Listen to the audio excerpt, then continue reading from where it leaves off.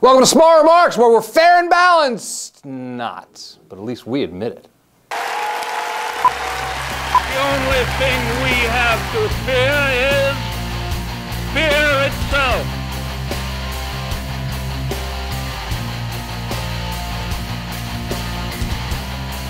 So the Obama administration launched a major assault on Fox News last week with White House Communications Director Anita Dunn calling Fox a wing of the Republican Party. They're widely viewed as, a part of the Republican Party.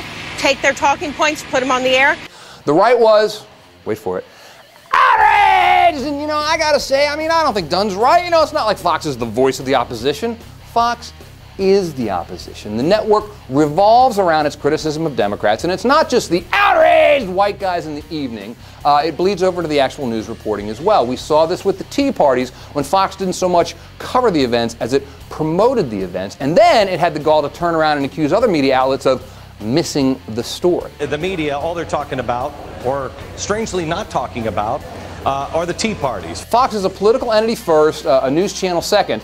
But of course, your hand-wringing media critics didn't see it that way. Oh my gosh, Obama is criticizing the media. That never works. It didn't work for Richard Nixon.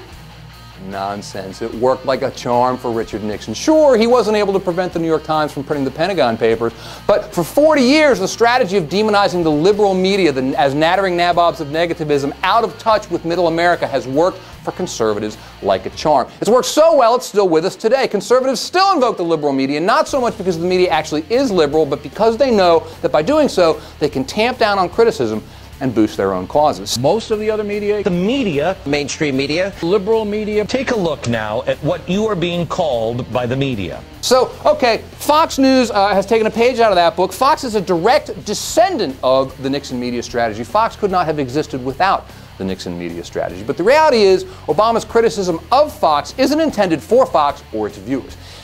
We make a big deal out of what a phenomenon Glenn Beck is, but the reality is that Beck's show at 5 o'clock in the afternoon barely outdraws SpongeBob SquarePants.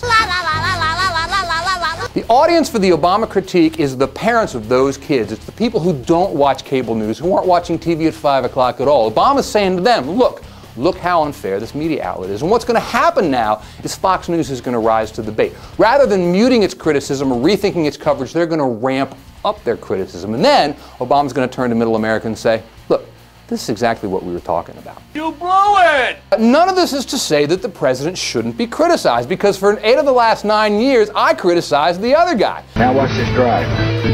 But the dedication of an entire news network to undermining one party and boosting another really is something unique, at least in the modern era. Fox News is home of the outrage, but the Obama team is counting on the fact that once middle America gets a good look at that, they'll react to the nattering nabobs of negativism with the scorn they deserve. So fair-minded Americans know our reporting is honest, while much of the other TV news media is simply in the tank for the president. Now,